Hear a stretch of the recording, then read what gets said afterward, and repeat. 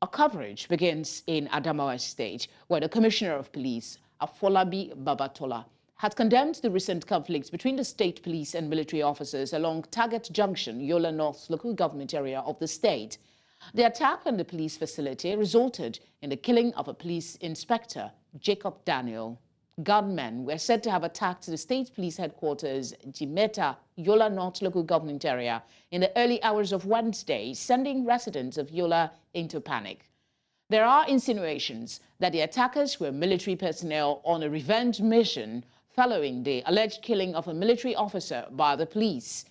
The commissioner therefore ordered an immediate investigation into the matter with a view to ensuring peace and justice. Meanwhile, Adamawa State Governor Amadu Fintiri has called on the people of the state to remain calm and go about their normal businesses, describing Tuesday's night's gunshots in Yola as unfortunate.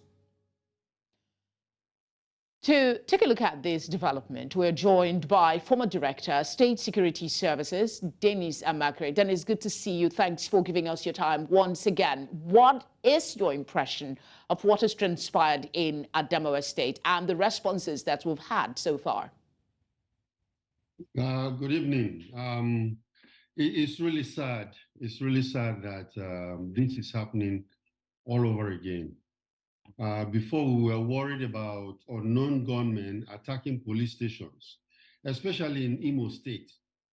Now it has moved on to where military personnel, because this is not unknown gunmen. These are military personnel, because of some kind of disagreement or altercation, have decided to attack, a police station.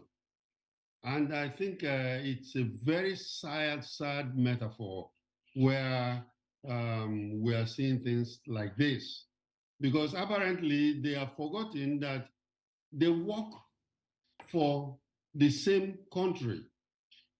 This is not the rivalry should not be one where you go and attack, the same federal government facility.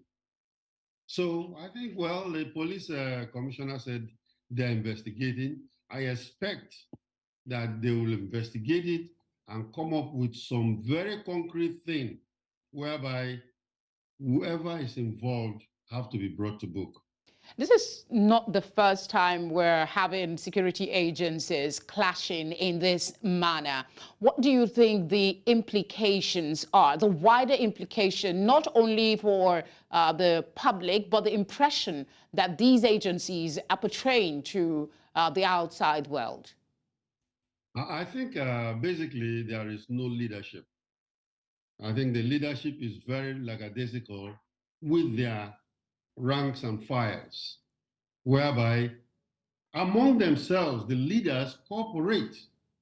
But when it comes to the rank and file, they go ahead and deal with each other with impunity.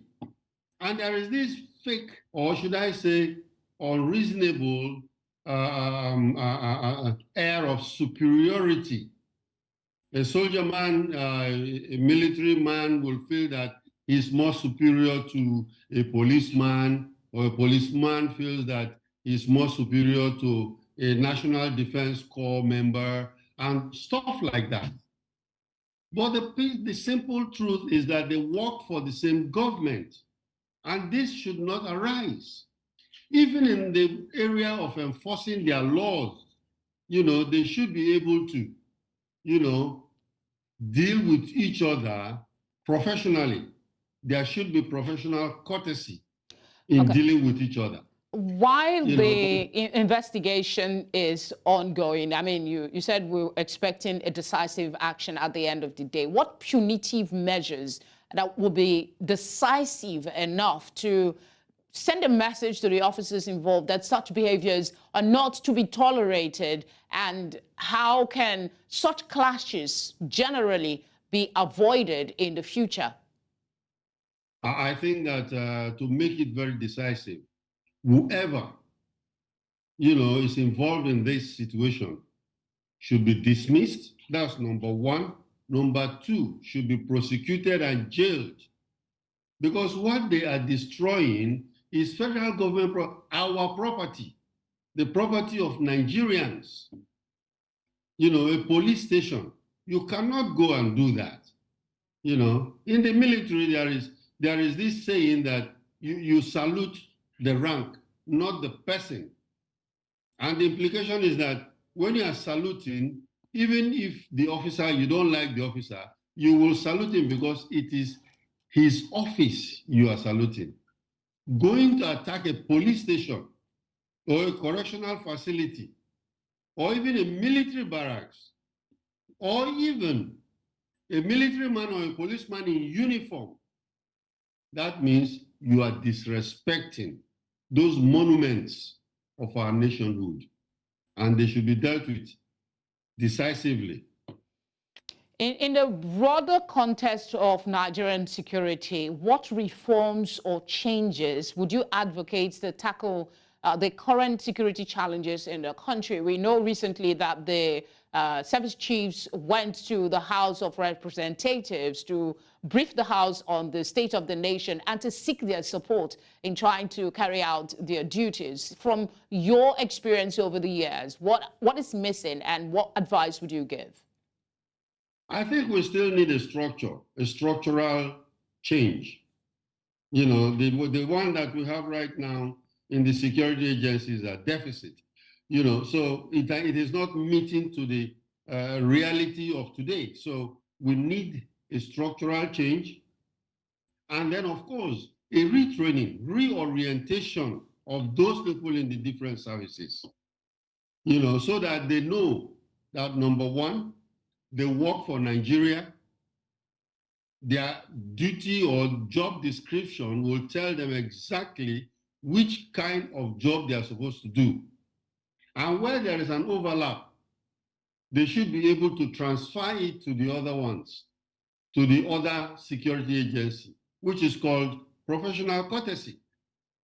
You know, it happens. Even in the United States, you find out that a drunken military guy is driving down the street, you know, breaking the red lights, speeding, and then a police officer will stop him. Stop him. He will not start fighting him, but he will tell him his rights. He will, you know, arrest him, and then, of course, call his unit or wherever if they are close by, and then, of course, treat him with respect. Here, we don't treat each other with respect. You see, even two policemen fighting openly in the streets. I think this orientation has to take place, whereby they respect each other. They also realize that the job they are doing is for the nation, and it's not a personal job. Indeed. It's not personal.